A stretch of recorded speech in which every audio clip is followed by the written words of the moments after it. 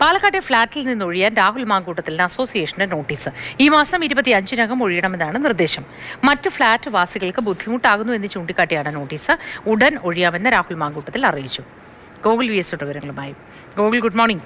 മറ്റ് താമസക്കാർക്ക് ബുദ്ധിമുട്ടുണ്ടാകുന്നു എന്ന കാരണം പറഞ്ഞാണല്ലോ ഇപ്പോൾ ഈ നോട്ടീസ് നൽകിയിരിക്കുന്നത്. എന്താണ് നോട്ടീസിന്റെ പൂർണ്ണമായ ഉള്ളടക്കം? അതിന് രാഹുൽ മാങ്കൂട്ടത്തിൽ മാറാമെന്ന് അറിയിക്കുകയും ചെയ്തിട്ടുണ്ട് അല്ലേ?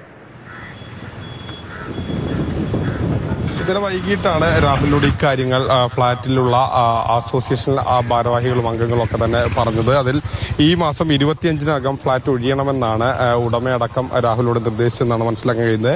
മറ്റുള്ളവർക്ക്, ഫ്ളാറ്റിലെ മറ്റാളുകൾക്ക് ബുദ്ധിമുട്ടുണ്ടാകുന്നു. കാരണം ഇത്തരത്തിൽ ഈ കേസും കാര്യങ്ങളൊക്കെ വരുമ്പോൾ മിക്കവാറും പോലീസ് വരുന്ന വിഷയങ്ങളുമായി ബന്ധപ്പെട്ടായിരിക്കാം അത്തരത്തിലൊരു നിർദ്ദേശം നൽകിയതെന്നാണ് നമുക്ക് മനസ്സിലാക്കാൻ കഴിയുന്നത്. ഏതായാലും ഫ്ളാറ്റ് 25-നകം ഒഴിയണമെന്നുള്ളതാണ് രാഹുൽ മാങ്കൂട്ടത്തിൽ നിർദ്ദേശമായി നൽകിയിട്ടുള്ളത്.